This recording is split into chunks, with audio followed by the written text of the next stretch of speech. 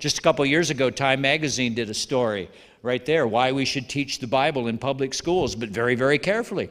And the article quoted a Boston University religion chair who said this: knowledge of the Bible, next slide, is essential to being a full-fledged, well-rounded citizen. An entire generation of Americans is growing up entirely ignorant of the most influential book in world history, unable to understand the 1,300 biblical allusions in Shakespeare, the scriptural oratory of President Lincoln and the Reverend Martin Luther King, or even the prominence of the Bible in popular films such as Pulp Fiction and The Matrix.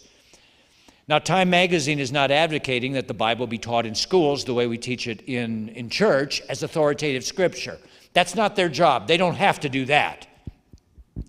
But how can schools ignore at least talking about this book, which remains year after year the world's #1 bestseller? How can we be silent about this book that has had such a profound impact on our culture and on our world? That to be ignorant of its contents is to make you automatically a poorer, weaker human being. If I were a teacher, I would want my students to know the story of Abraham and Sarah, how they went in faith to a strange land. I want my kids to know that there's more in life than just playing it safe and living for comfort. I would want them to know that good things happen when you stretch yourselves and you take leaps of faith, when you do the hard thing and not the easy thing. I would want my students to hear the story of the Good Samaritan. You want to put a dent in bullying? Teach that story. You want true diversity taught in our schools? Teach that story.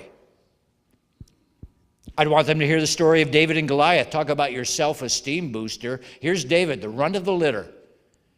And look at the great things that he does for God. I'd want my kids to know the 10 Commandments, for them to realize that they are not a law unto themselves, that they are accountable for how they live. And friends, to be ignorant of this knowledge that comes through the Bible leaves you without a moral vocabulary to help guide and protect your life.